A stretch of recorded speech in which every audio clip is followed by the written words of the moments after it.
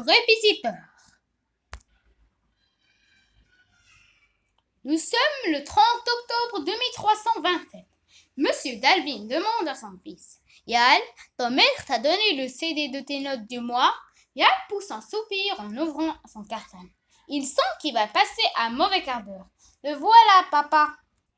Monsieur Dalvin introduit le CD dans l'ordinateur central du salon et appuie sur plusieurs boutons. Aussitôt, sur le mur, un écran s'allume et affiche. Monsieur Dalvin ferme les yeux quelques secondes pour se calmer, puis les ouvre à nouveau. Très bien, Yann, nous comptions t'emmener demain au week-end sur Alpha Rigolo.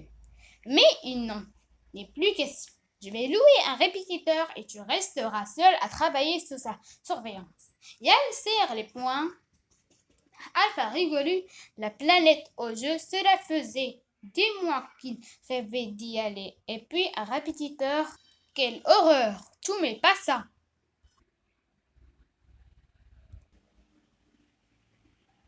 Le lendemain, la sonnerie de la porte d'entrée retentit. Monsieur Dalvin lève sa clé électromagnétique en direction de la porte, qui s'ouvre automatiquement. Et elle voit entrer le répétiteur. C'est un grand robot à l'aspect sévère. Il se présente. Répétiteur XR 119. Vous pouvez partir tranquille. Je m'occupe de tout. Monsieur Dalvin lui confie sa clé électromagnétique et sort avec sa femme sans se retourner. Le robot referme la porte derrière eux, bloque les fenêtres puis avale la clé. Comme cela, l'élève ne peut plus s'échapper. Le robot se tourne ensuite vers Yann. Bien, nous allons commencer la première leçon. Qu'est-ce qu'un hexagone?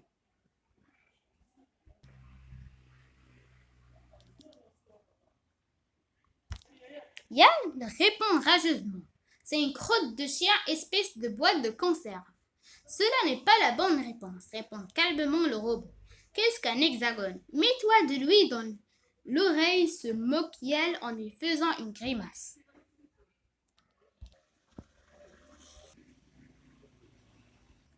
Le robot continue imperturbablement.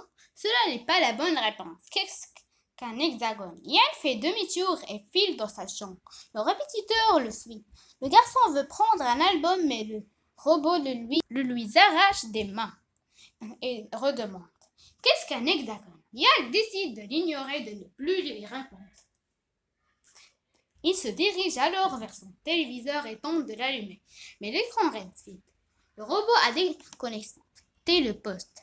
Il y a un petit boîtier sur la poitrine qui désactive tous les appareils et tous les jouets.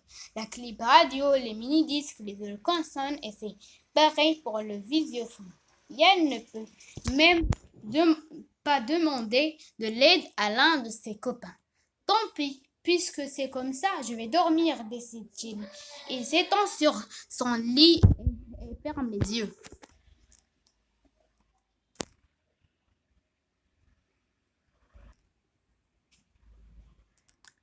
Le répétiteur s'assoit à côté de lui et lui tape sur l'épaule.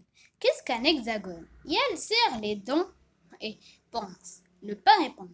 Je ne lui répondrai rien. Mais le répétiteur ne se lasse pas. Toutes les 10 secondes, il pose sa question. Qu'est-ce qu'un hexagone? Au bout de la 100e fois, Yann n'y tient plus. Il se dresse et lui crie dans les oreilles.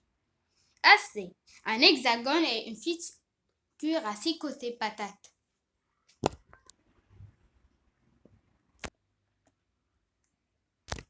Le répétiteur sourit. Très bien, c'est la bonne réponse. Continuons.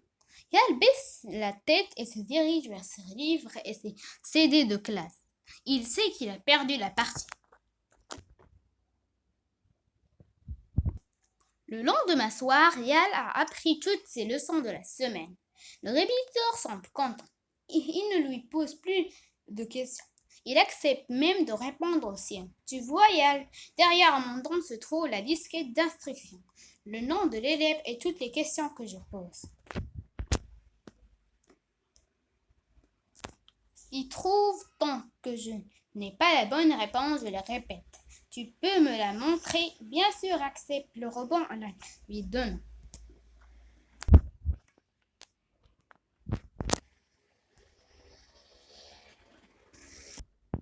Yael file dans sa chambre et met la disquette dans un ordinateur. Puis, avec un sourire, il efface son nom et le remplace par celui de son père. Il transforme ensuite la première question et rend la disquette au robot.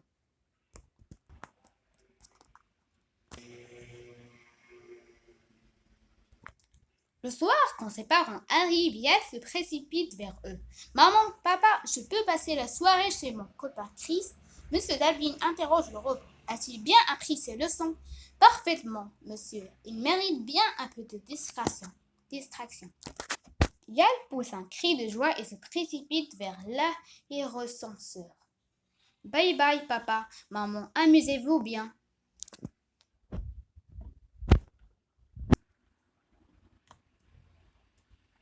Monsieur Dalvin hausse les sourcils perplexes. Soudain, il aperçoit le répétiteur qui ferme la porte, bloque les fenêtres et révèle la clé. Combien d'étoiles y a-t-il dans le ciel? Demande le robot. Je n'en sais rien, répond Monsieur Dalvin. Quelle question idiote! Pourquoi me demandez-vous ça?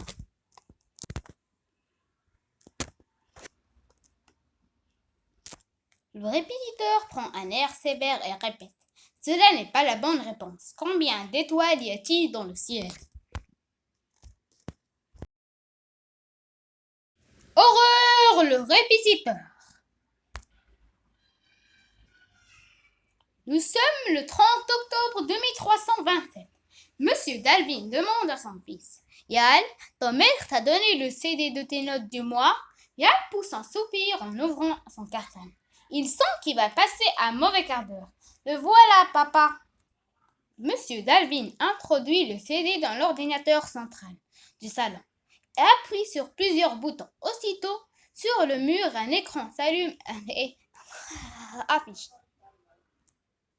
Monsieur Dalvin ferme les yeux quelques secondes pour se calmer, puis les ouvre à nouveau. Très bien, Yael, nous comptions t'emmener demain en week-end sur Alpha Rigolo. Mais il n'en est plus question. Je vais louer un répétiteur et tu resteras seul à travailler sous sa surveillance. Yael serre les poings.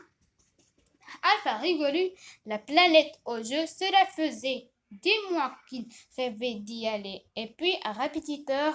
Quelle horreur! Tout mais pas ça!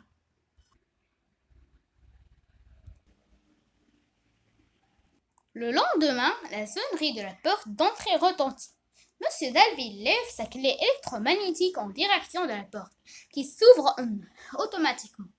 Et elle voit entrer le répétiteur. C'est un grand robot à l'aspect sévère. Il se présente. Répétiteur XR 119. Vous pouvez partir tranquille. Je m'occupe de tout. Monsieur Dalvin lui confie sa clé électromagnétique et sort avec sa femme sans se retourner. Le robot referme la porte derrière eux, bloque les fenêtres, puis avale la clé. Comme cela, l'élève ne peut plus s'échapper. Le robot se tourne ensuite vers Yael. Bien, nous allons commencer la première leçon. Qu'est-ce qu'un hexagone?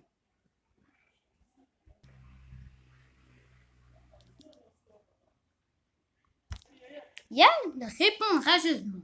C'est une crotte de chien, espèce de boîte de conserve. Cela n'est pas la bonne réponse, répond calmement le robot. Qu'est-ce qu'un hexagone? Mets-toi de lui dans l'oreille, se moque Yael en lui faisant une grimace.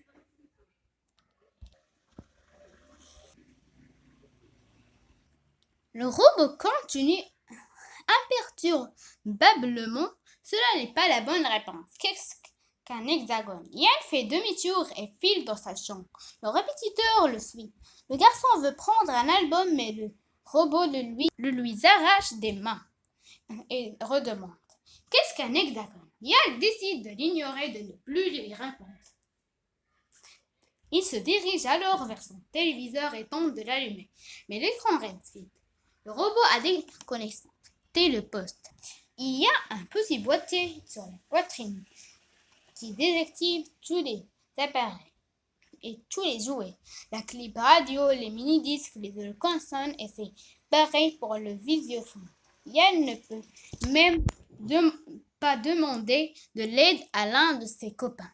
Tant pis, puisque c'est comme ça, je vais dormir, décide-t-il.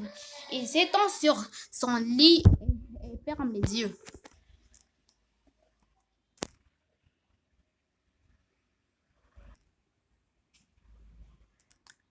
Le répétiteur s'assoit à côté de lui et lui tape sur l'épaule. Qu'est-ce qu'un hexagone? Yann serre les dents et pense. Ne pas répondre. Je ne lui répondrai rien, mais le répétiteur ne se lasse pas. Toutes les 10 secondes, il pose sa question. Qu'est-ce qu'un hexagone?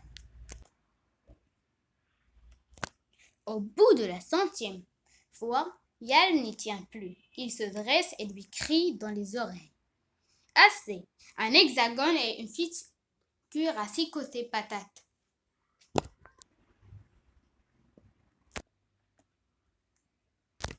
Le répétiteur sourit. Très bien, c'est la bonne réponse. Continue. Yann baisse la tête et se dirige vers ses livres et ses CD de classe. Il sait qu'il a perdu la partie. Le lendemain soir, Yann a appris toutes ses leçons de la semaine. Le répétiteur semble content. Il ne lui pose plus de questions. Il accepte même de répondre aux siennes. Tu vois, Yann, derrière mon dos se trouve la disquette d'instruction, le nom de l'élève et toutes les questions que je pose. S'il trouve tant que je n'ai pas la bonne réponse, je le répète. Tu peux me la montrer? Bien sûr, accepte le robot en la lui donnant.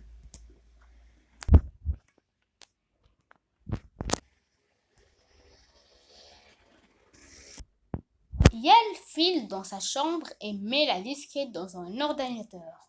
Puis, avec un sourire, il efface son nom et le remplace par celui de son père. Il transforme ensuite la première question et rend la disquette au robot.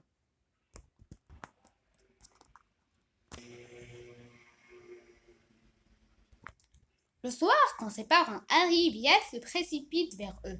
Maman, papa, je peux passer la soirée chez mon copain Chris? Monsieur Dalvin interroge le robot. A-t-il bien appris ses leçons? Parfaitement, monsieur. Il mérite bien un peu de distraction. Yann pousse un cri de joie et se précipite vers l'aérosenseur. Bye bye, papa, maman, amusez-vous bien.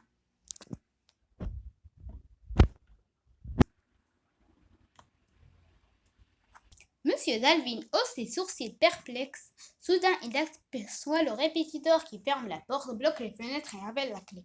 Combien d'étoiles y a-t-il dans le ciel? Demande le robot. Je n'en sais rien, répond Monsieur Dalvin. Quelle question idiote! Pourquoi me demandez-vous ça?